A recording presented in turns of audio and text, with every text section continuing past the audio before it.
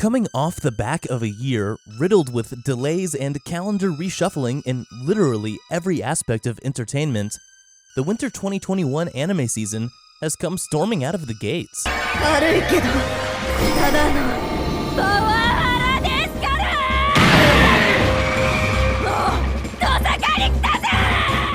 We were already excited about the continuation of series from last year, like the Crunchyroll Awards favorite Jujutsu Kaisen and the tail end of the Attack on Titan's final season. But the new additions to the lineup of currently airing shows have been welcome and unexpected surprises. So welcome back to Animeology, and today we'll show you the top 10 new anime that you need to check out. Before we begin, be sure to drop a like and subscribe down below for more anime top 10s. And without further ado, let's get right into the video.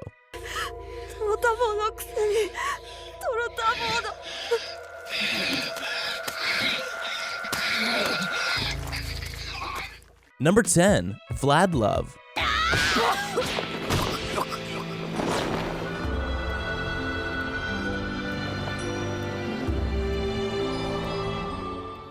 Vlad Love looks to be an absurd mix of sensibilities that combines together vampires, band performances, and hyperbolized slapstick comedy.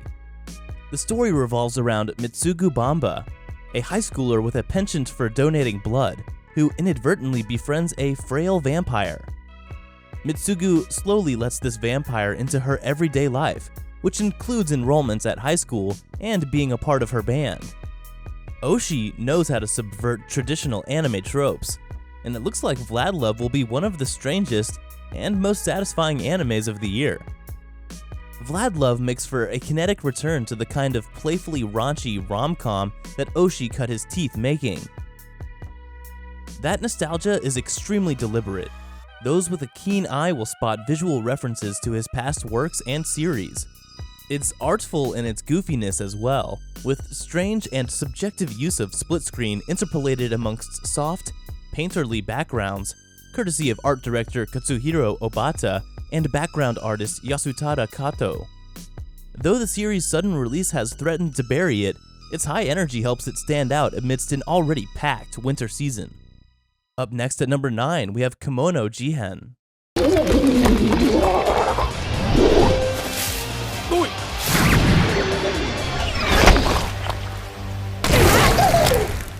A child of a human and an otherworldly creature, and seemingly abandoned by those parents, Kabane Kusaka is shunned by other children. They can tell something is different about him, which is accurate.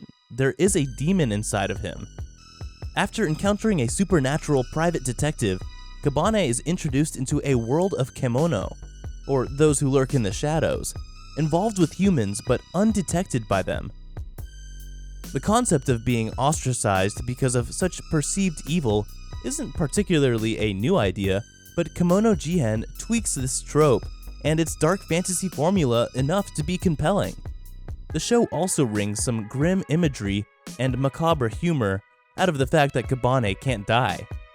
Shot, consumed by bugs, and even beheaded in the first few episodes alone. With the show going to such places while still only getting warmed up, it'll be interesting to see where it lands. Moving on to number 8, we have Highrise Invasion.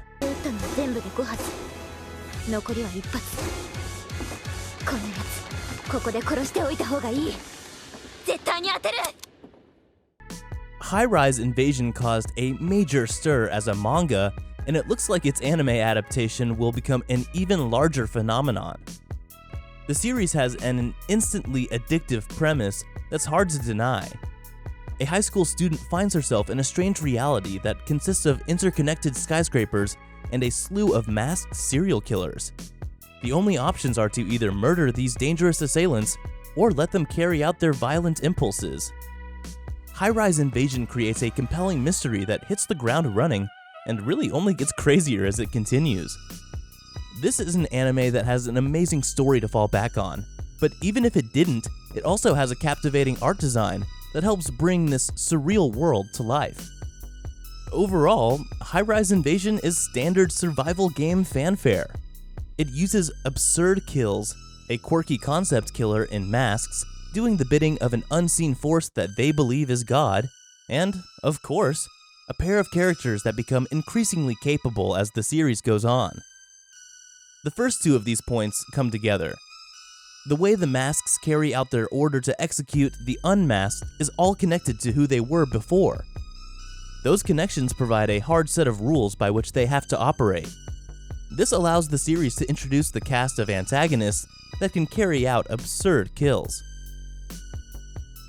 At number 7, we have Back Arrow.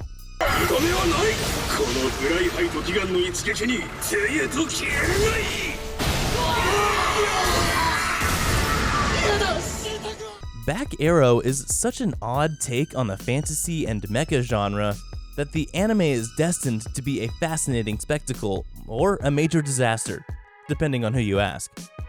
The anime pulls from a lot of familiar ideas, and it even bears a lot in common with Attack on Titan in the sense that the characters live in a village that's surrounded by a protective wall.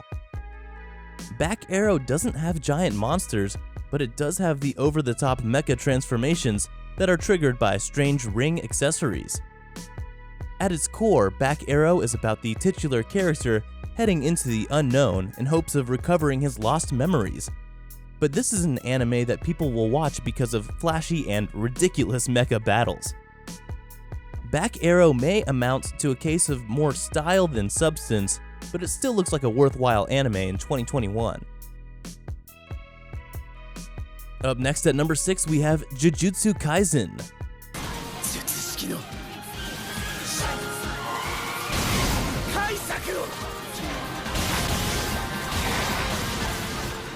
Countless anime series are interested in demons and humans that accidentally become hybrids with something supernatural. In that sense, it may seem easy to dismiss Jujutsu Kaisen as it deals with a group of budding sorcerers who are looking to exorcise deadly demons known as curses. However, Jujutsu Kaisen knows when to embrace the tropes of the shonen genre and when to subvert it. The anime's protagonist, Yuji Itadori, brashly swallows the severed finger of a dangerous demon, and his body ends up in a strange state of partial possession. Yuji suddenly becomes an important figure in the war between the sorcerers and curses. Jujutsu Kaisen has a fun hook, but it also has sublime work done with the animation, and when it comes to the fight sequences and demon designs. This is an action series, but it has heavy horror influences that really help make it feel unique. The first half of the anime's debut season premiered during the end of 2020, but the rest of the episodes are airing from January and onward. Coming in at number 5, Osomatsusan Season 3.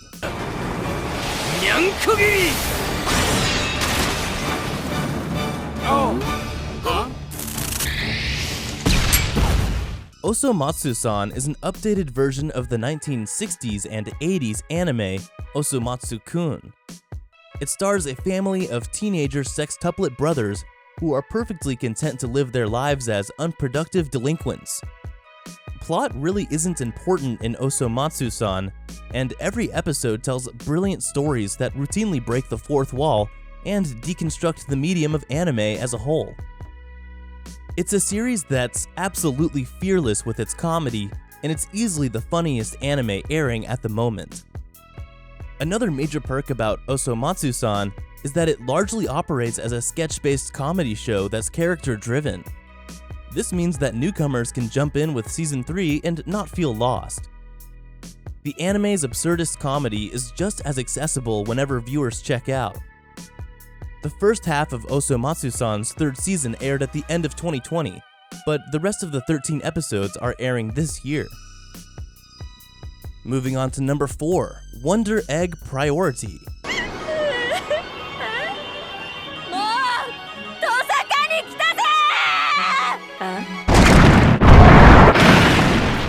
Following 14-year-old Ai Oto as she fights to protect the souls of dead teenage girls housed with the eponymous Wonder Eggs, the high quality of the show's animation proves immediately striking.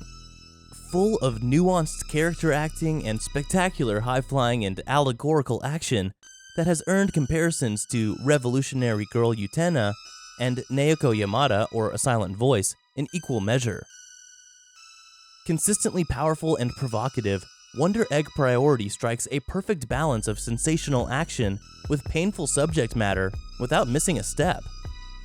From its incredible animation to its off-kilter electronic score, it's without a doubt the most exciting new show of the year so far. Up next at number 3, we have The Promised Neverland Season 2.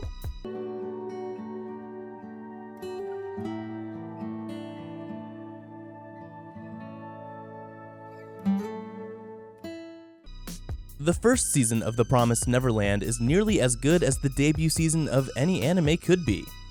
Emma, Ray, and Norman are all children that live simple lives inside a meticulous orphanage. The orphans soon learn that all is not what it seems and that this orphanage is actually farming children for a monstrous species. The Promised Neverland elegantly mixes mystery, horror, and adventure through a delicate perspective that's inherently naive. Season 2 of the series details the exodus of these orphans as they escape everything that they've previously known and explore a brave new world. It will be difficult for what follows to match the anime's first season, but The Promised Neverland has created an amazing world and characters that have left audiences eager for answers. Coming in at number 2, Dr. Stone, Stone Wars Season 2.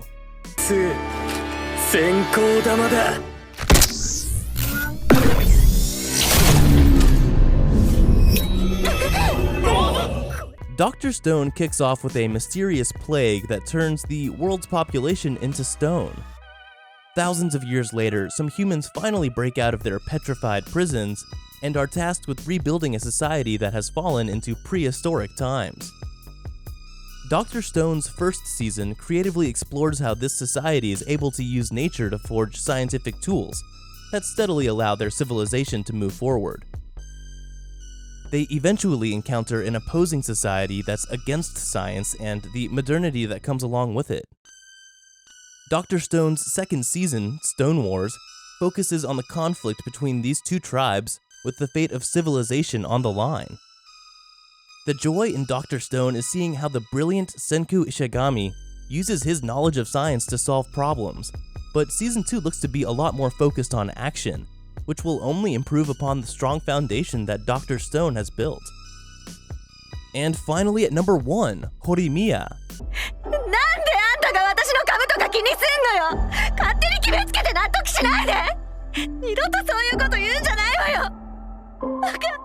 An isolated and intense young man, Itsumi Miyamura, doesn't grab much positive attention from his high school classmates, nor does he try to. This all changes in a chance encounter with his popular classmate Kyoku Hori outside of school, where both discover that their first impressions of each other couldn't have been more wrong. Horimiya wastes no time in building the romantic overtures between the two, focusing on the emotional consequences of their relationship rather than merely the step-by-step build-up. It's a double-edged sword, as its breakneck pacing, the director has only a single season to work with, can feel disorienting. But it's salvaged by its elliptical approach to storytelling, viewing Miyamura and Hori burgeoning relationship as a collection of different moments rather than a will-they-won't-they courtship. As a result, it feels like a more naturalistic but no less touching approach to romance. Horimiya is more than worth watching simply for its visuals and character art, perfectly emphasizing moments of quiet intimacy, loneliness, and self-doubt.